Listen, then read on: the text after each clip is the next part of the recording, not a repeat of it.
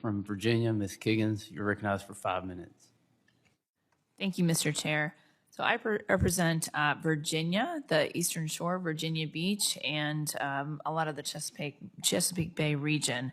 So Virginians know how to be good stewards of the environment without sacrificing jobs or hurting our economy. Not only is the Chesapeake Bay watershed home to roughly 3,600 species of plants and animals, but also provides countless economic and recreational opportunities, generating $33 billion each year. So Mr. Melito and Mr. Sandberg, the Bureau of Ocean Energy Management recently announced the draft environmental impact statement for an offshore wind project off the coast of Virginia Beach, creating the potential for new job opportunities and economic growth for Virginians. The wind industry is growing along the Atlantic coast and provides opportunities to diversify our energy production. But Virginia's fishing community and tourism economy are also crucial to our economic well-being, and critical military training exercises take place off our coastline.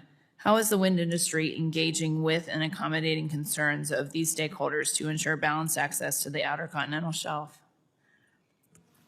Considering the balancing needs of all the different offshore industries and stakeholders is very important to our industry. I do like to point to the Gulf of Mexico experience because we've been developing energy resources there for decades in a compatible way with military tourism, commercial recreational fishing. So we have the experience. We've been able to do that very well. And we've seen that also in the development of the wind industry throughout Europe. So the process that we've seen as it has moved forward is a collaborative process. It's through NEPA and it's through the Outer Continental Shelf Lands Act, where all the different stakeholders are able to weigh in and provide their thoughts in a deliberative way to make sure that we're allowing all users to be able to move forward with their activities with as little interruption as possible.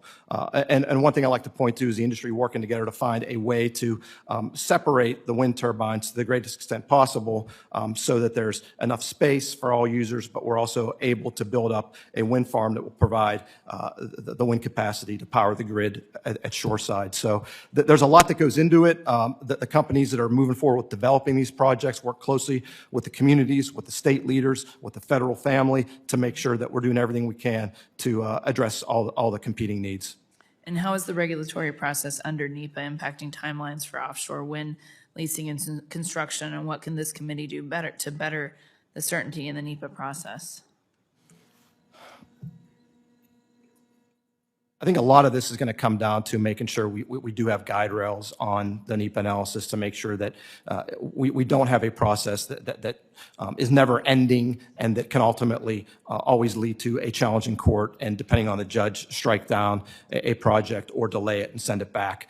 I will say that there are already multiple lawsuits filed against the early mover wind projects in the Atlantic, multiple lawsuits.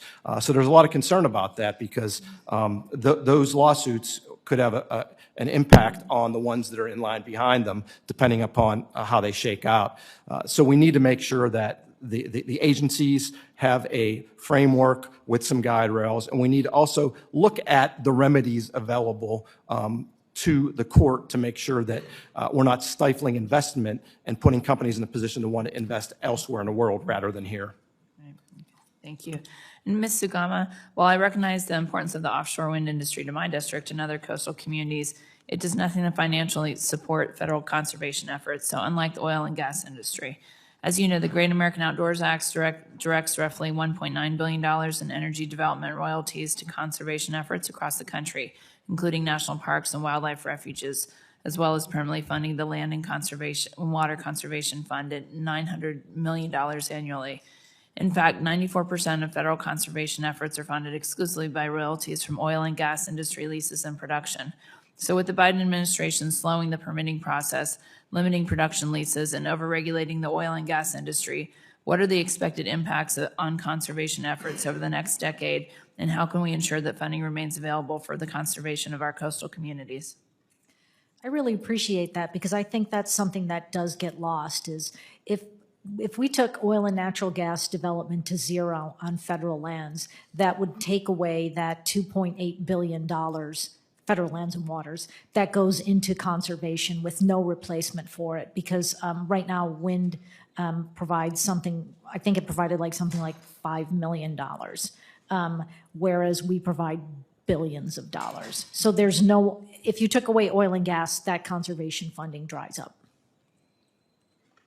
So there would be none, pretty much, for our coastal communities for conservation efforts.